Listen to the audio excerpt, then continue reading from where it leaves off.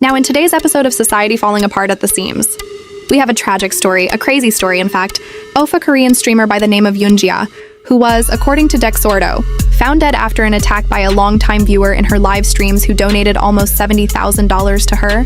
And I just got to say, this is why not all money is good money. And a lot of this money, especially in a lot of female streamers' chats donated by a lot of parally obsessed male viewers, can be very dangerous for the women receiving this money. Objectively, time and time again, we've seen guys just go way too far. They donate a whole bunch of money, assuming that that girl that is receiving the money that, they watch on a daily basis is now obligated to return the favor in some way, shape, or form. And I'm pretty sure you guys understand how predictable this story is, right?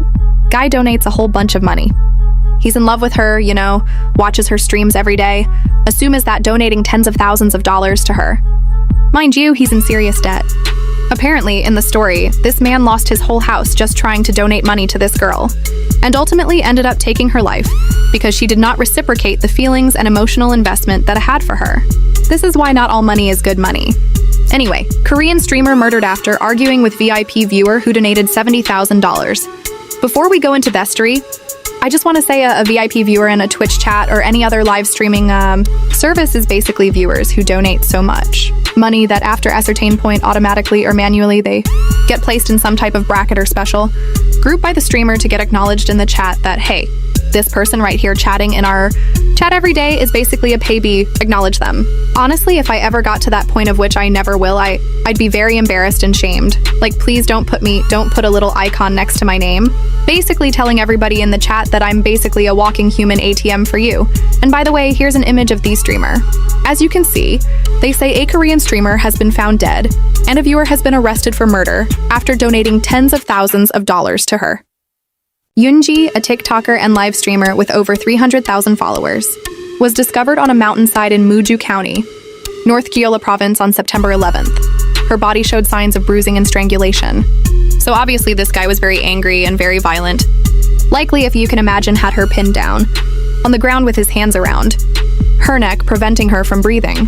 Police believe she was killed about 30 minutes after her final broadcast ended. And just to show you guys, as I'm on her TikTok right now, a little bit of what she does. As you can see here, as someone stated in the comment section, this video was one day before she died. Here's another video, right? So it just looks like she's like a little cutesy little, kawaii type streamer. A lot of Asian, Japanese, Korean, South Asian streamers tend to fit this mold, this aesthetic. They like to, do little cutesy little videos like this and fit that type of caricature. And obviously, any's for lack of better words, seeing this type of content, seeing what she looks like, she's definitely cute, would slowly, become parasexually obsessed. Seeing this, it's normal. I'm going to be honest for both sexes, but sometimes a lot of people can go too far.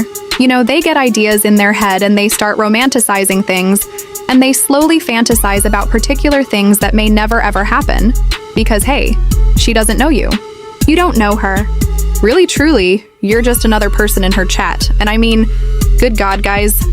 Like, I need people to fix their mental health, because this is just not mentally healthy for people to get this obsessed and attached to people to the point to where they're losing their own homes, their houses, and donating $70,000 to people who they're never going to see in real life. But in this case, he actually met up with her. Let's get back to the story. They say the suspect, a man in his 50s identified only as Choi, was a longtime supporter who had donated roughly 100 million won, about 70,000, under the nickname Black Cat. Yeah, a man in his 50s doing that. 70,000 nickname Black Cat. Hell no. That's already sketchy.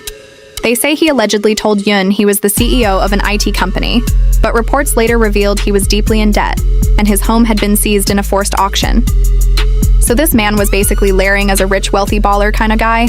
He was layering, which means live action role-playing gaming lingo. You're pretending to be something you're not. He was pretending to be a high roller, a wealthy guy with a lot of money that heckin' splurge on any, streamers that he want. But apparently he's just a guy in his 50s, highly in debt, lost his home. He got mad. I guess he was trying to buy her affection. And then hey, as predictable as it always is, she didn't like him. She didn't want him. Based off of other reports I heard, she tried to cut ties with them after... Well, let's get back into the story, but just know that he was living kind of a double life she fell for. And as you can see here, Choi convinced Yoon to enter a business partnership with him after becoming a VIP-level donor on her live streams. Keep in mind, he was pretending to be a high roller, a baller, CEO of his own company.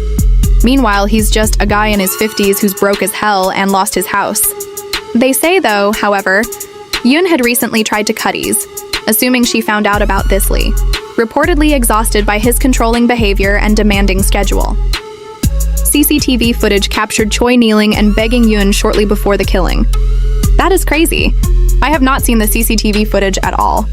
But just to clarify here, Choi, the guy who donated this money was on his knees, kneeling, I suppose, because she wanted to cut ties, or she, may have been rejecting him at that point in time because he revealed his true feelings, his romantic advances, right? And she wanted to cut ties after finding out about this creepy ulterior motive. They say investigators believe the fatal encounter occurred at around 3:27 p.m. when Yoon was seen being pulled back into her car against her will. Her cause of death was confirmed as asphyxiation duetto neck compression. So yeah, she was strangled. He had his hands around her neck and basically choked the life out of her. Bro, she could not breathe. After the murder, Choi was seen carrying a suitcase and making multiple stops to throw police off his trail before abandoning Yoon's body on the mountainside.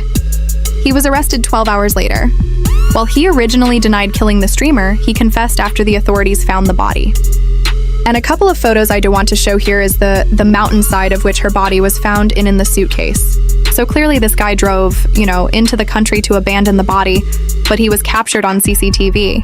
He didn't, he was too emotional to kind of plan this out. This was, I suppose, in the heat of Themament, a crime of fashion. One thing I was able to find, and I couldn't translate it, obviously, because I don't know what's going on in terms of my browser extension. But now, ladies and gentlemen, one thing I was able to find was a video from a Korean media outlet where apparently they're coming out with a documentary surrounding how this woman died, that says the death of an influencer and Ju Pablo's pigeons, right? And in this little snippet, I was able to see some footage blurred, of course. I guess there was some kind of investigation in Korea. And as you can see here, let me pause. This is the suitcase that was found, right? With her body found inside of it on the side of the mountain. And here, as you can see, is the footage, right, of apparently this guy kneeling in front of her before he killed her. Now, for obvious reasons, because they want to kind of hype up their documentary, they're not going to really show the clear image, right? But it's just crazy to me, bro, that this actually happened. And now people are saying, who is the VIP killer? I'm not sure if their style of still hiding his identity, like his face.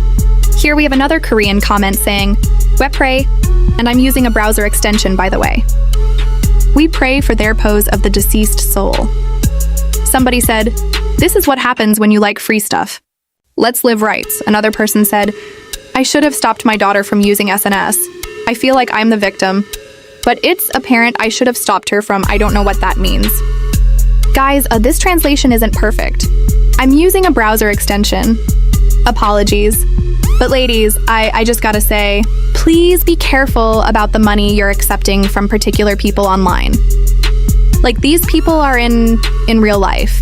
And if they're in your proximity, they may have feelings, very strong obsessive feelings towards you of which you don't reciprocate.